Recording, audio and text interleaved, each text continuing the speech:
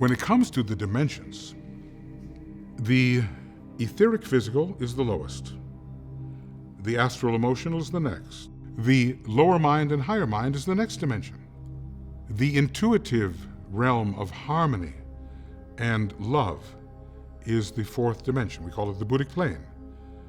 The next is called the plane of spiritual will, the Atmic Plane, the truly spiritual plane. It's even called the Nirvanic Plane, which gives us some idea of what the Buddha achieved.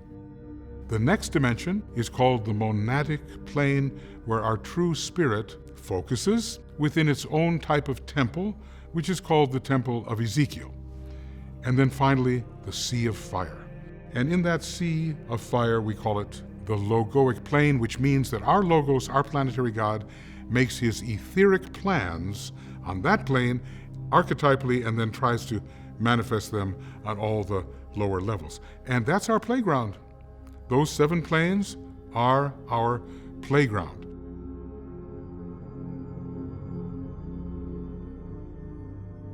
Very often when people start to consider these 7 planes of nature within ourselves, for instance, they tend to think of it much like a layer cake. So there's one layer and then there's another layer, and the two are really rather separate. They just touch at a given point. Probably a better way to consider it would be that these are all really interpenetrating, much in the way that air interpenetrates dense matter, and much in the way that vapor interpenetrates air, and much in the way that light waves and radio waves are surrounding us at the same time. All of these things are operative at every given stage, but according to the way that our awareness is tuned, we're only aware of a small segment of it. And that within each one of these planes of being, there are also 7 subplanes that can be understood and can be experienced.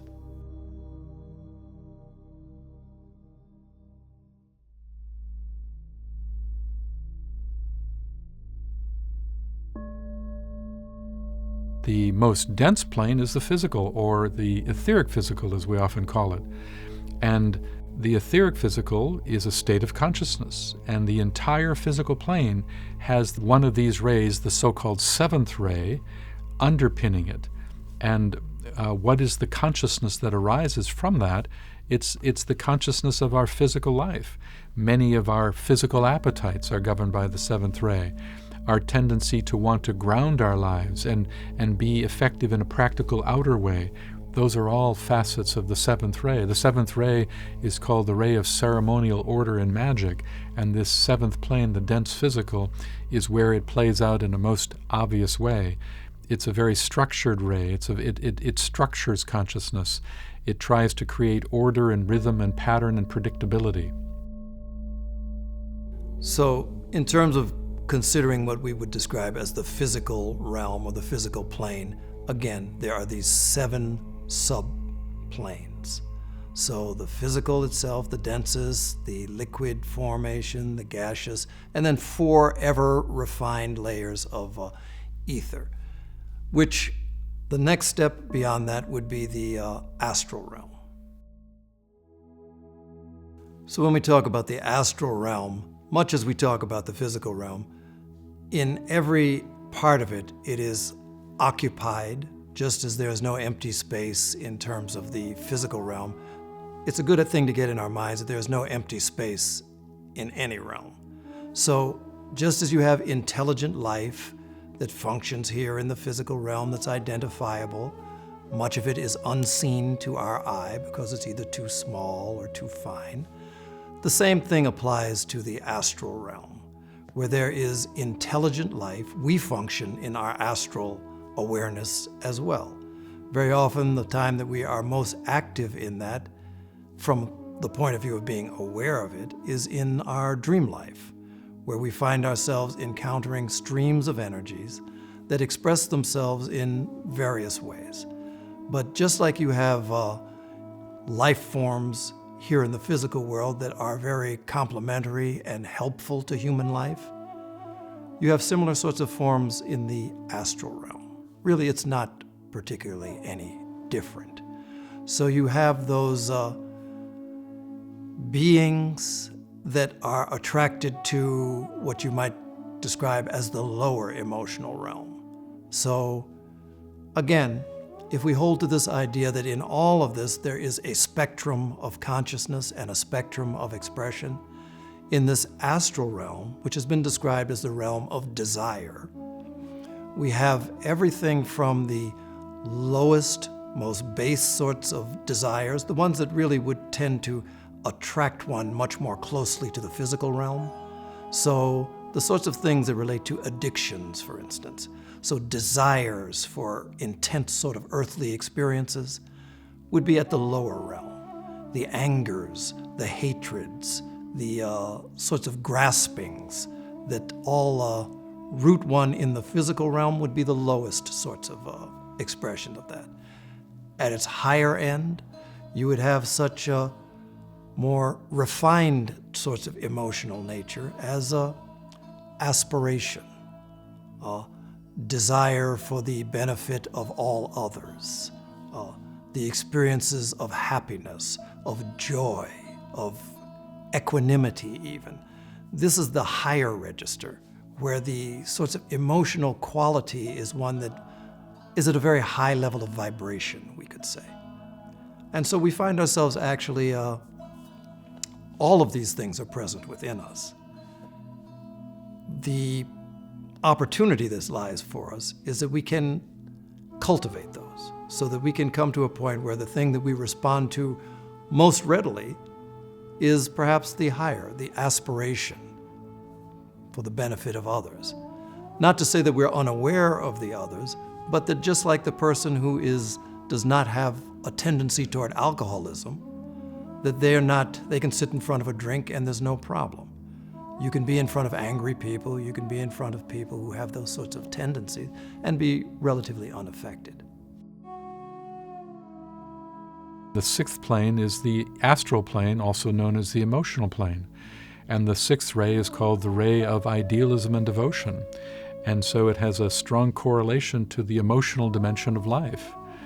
And that's the psychological element that it animates, the emotional dimension of life. If we look at the next plane up, that's the fifth plane, so I'm counting from below up. The fifth plane is the mental plane. And there's much that could be said about the mental plane, but it fundamentally is the byproduct of the fifth ray force in creation. And the fifth ray is called the ray of concrete knowledge and science. You can see the connection with mental processes. One of the ways a human being has been described at our current stage of development is that the primary sort of emphasis, the place where the consciousness of the average human tends to be centered, the term that's been used for it is a Sanskrit term, which speaks of kama manas. So kama is the desire realm, or this astral sort of realm. Manas is the mind realm, so which is really the next sort of vibratory extension of this spectrum. So you find that we tend to be rooted in this realm where desire attracts the activity of mind in the pursuit of desire, and that's where we're sort of bound. Mind has a dual function. Again, much like every other plane, there are 7 subplanes that can be identified and experienced, but the spectrum of the mental nature, the mental plane, goes from concrete mentality, which is to say that which considers the use of the mind in terms of concrete objects. So the mind that is turned toward the world, for instance, the objects of the world and creating the pictures in the mind of those objects, that's a use of the concrete mind. And that's the one that is most closely allied to its neighbor, which is the desire realm. But there is the possibility for other use of thought. Often Carl Jung made popular the term the archetypes. So there are these expansive sorts of all-encompassing thoughts that are possible for the human being. Abstract, not rooted, not connected to any particular sort of form. Often in the world of mathematics, it's very abstract sort of thinking. So this is part of the higher development of the thinking principle.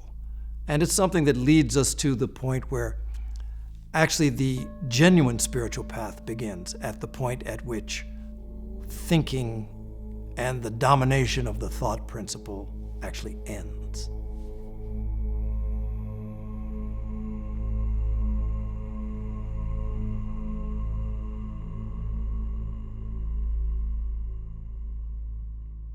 In the processes of life, one of the things that we witness as a cycle is the cycle of reincarnation.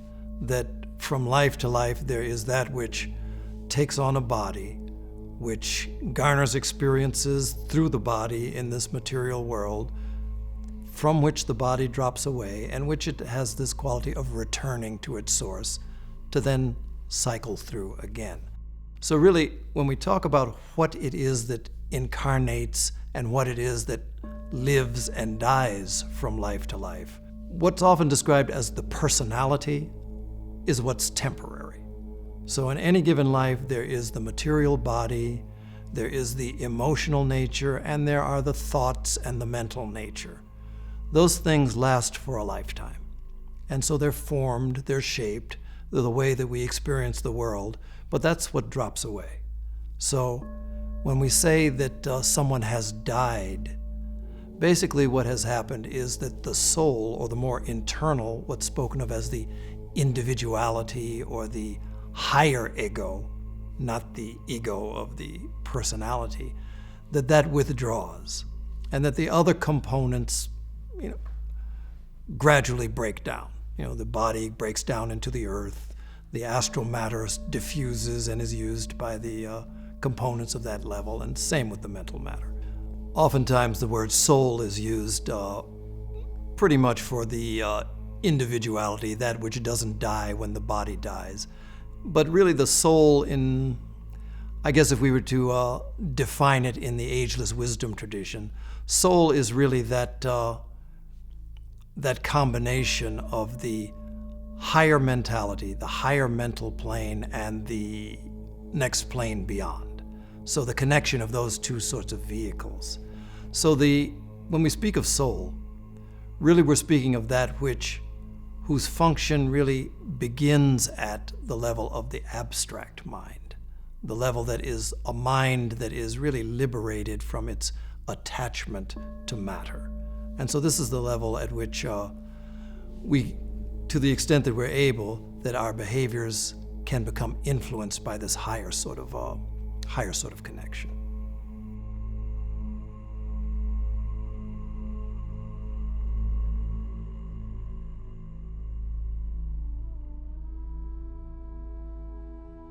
If we look at the fourth ray, that's called the ray of harmony through conflict. It's also called the ray of beauty.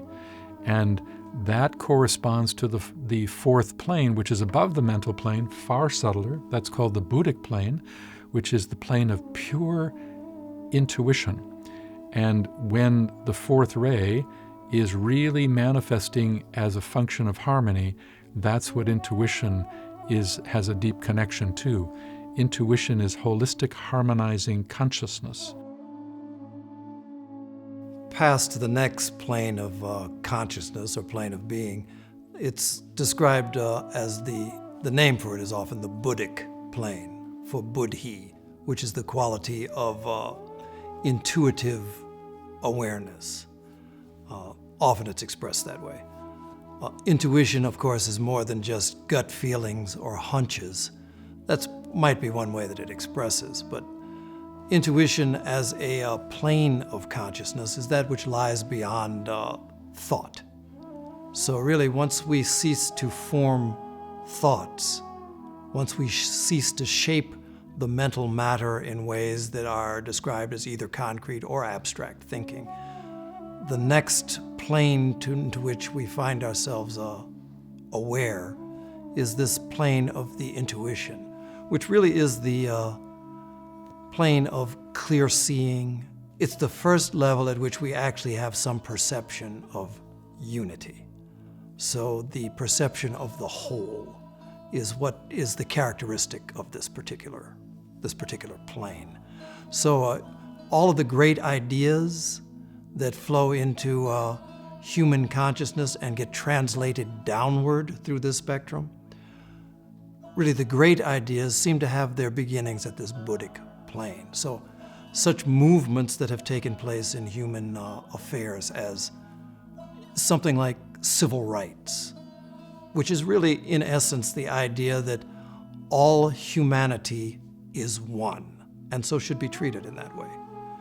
If you track it back, there's the individuals, then there's the idea that we're a human family, but ultimately it comes to this Buddhic perception, which is to say that there is one life, ecology, vegetarianism, the idea that all of these things are interconnected as part of one life. This is the perception and the way of seeing and the experience of those who function at this plane. We have our moments in which we find ourselves somewhat awakened on this way of seeing, this plane of being. And those are ones that for most people are the more profound moments in the course of a given lifetime. When we think about the nature of buddhi or intuition, it's not something which associates itself or is bound by forms. It's something that is, because of its universal nature, present in all forms. And so it's something that necessarily could be more accurately described as formless.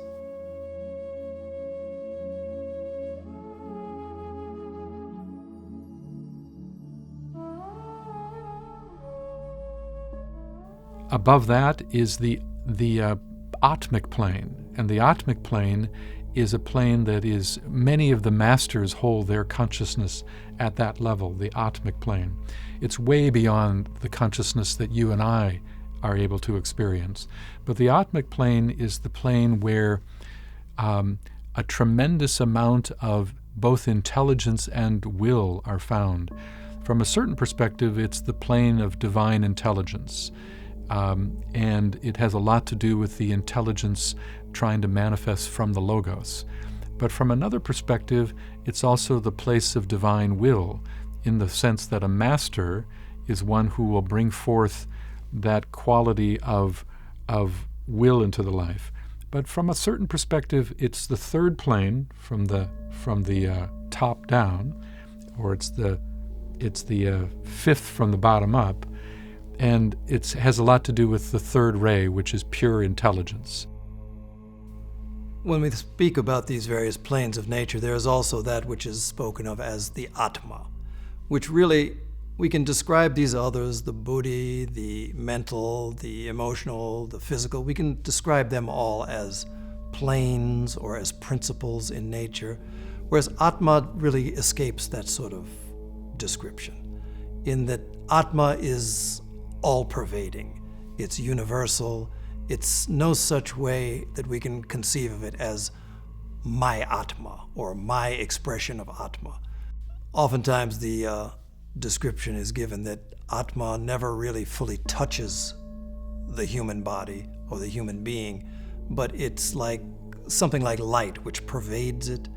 So Atma is a universal we can say principle, even though it's not definable in that way. But it is the substratum. It's that which lies beneath and out of which all of these other expressions take on their life. In the formation of the human being, it's said it begins at the highest and then goes to the lowest. So Atma requires a vehicle through which it can express, because it cannot express itself on its own. So buddhi comes into being. So buddhi requires a vehicle through which it can express. It expresses through the next lowest vehicle, you could say, of mind, manas, and so on down to the physical realm. The next plane up is the Monadic Plane, and that's where the monad is found, the part of you that is beyond the soul. And that's corresponds to the second ray, and the second ray is the ray of love and wisdom. So fundamentally, at the highest places deep inside you, you as a monad are a manifestation of absolute, pure, divine wisdom. From the human perspective, we speak in terms of reincarnation. Often there are two triads. One is the personality, which is lower mind, emotion, and physical. And then you have what's spoken of as the undying portion, the individuality, the higher triad, which is Atma, which is at its pinnacle, Buddhi, and Manas. And that this is what takes on body after body. And that this higher triad is also something that emanates from this monadic principle, which is to say that from which all of these various expressions flow of a divine spiritual nature.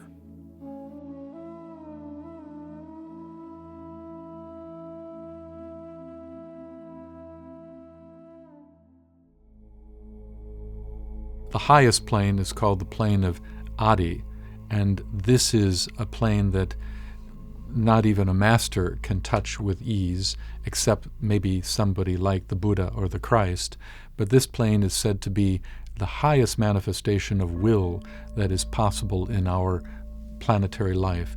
It's the place, in the truest sense, where the will of God is known on this plane. And that first ray is called the ray of will and power. At the pinnacle of this sort of hierarchical progression of consciousness, we have what's spoken of as the logoic. Logos meaning the word. And so very similarly, the idea that in the beginning was the word, and the word was indivisible with the divine. And so this is the point from which all things emanate.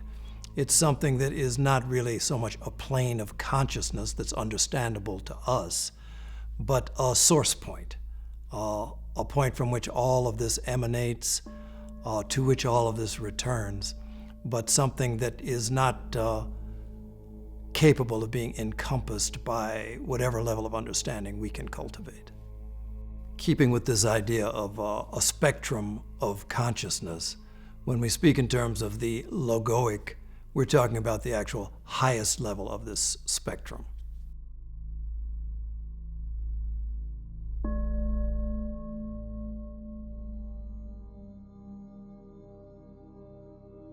As I mentioned, there are 7 planes, and each plane is governed by a ray, and each plane is made up of intelligent substance, and that intelligent substance is Devic. So we see there's a deep connection between rays and Deva.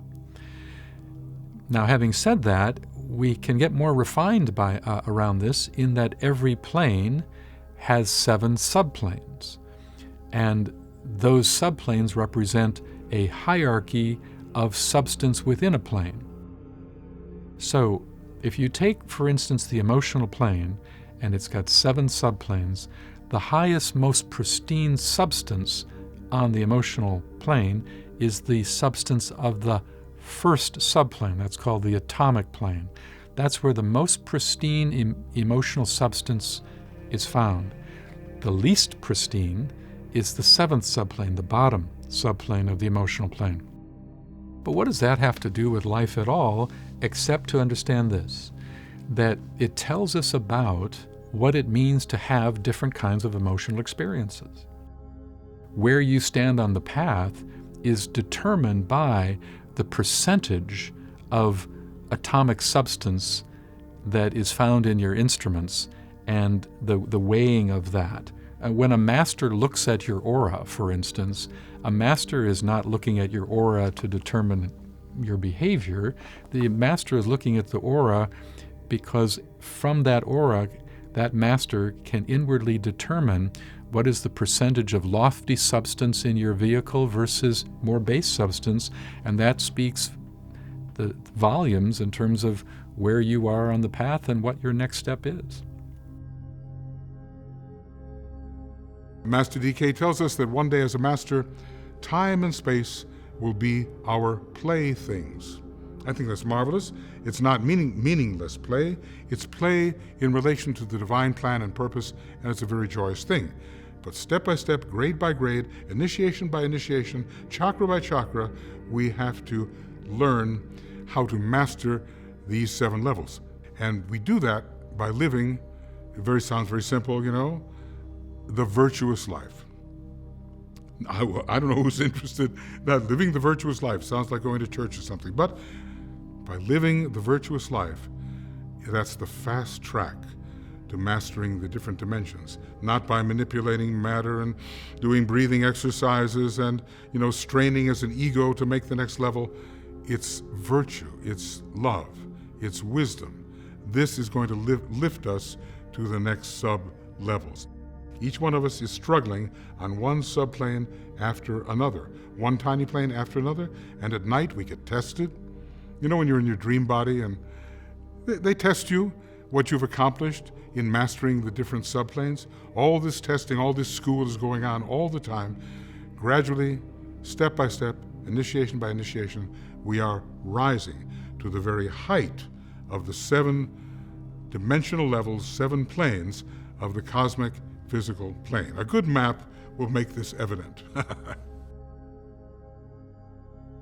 So there's a direct correlation between a plane and a ray, and when you study the esoteric philosophy and you study the planes to understand them, you're always going to think about these planes in the context of the rays that underpin them. They give understanding to what that plane is really all about.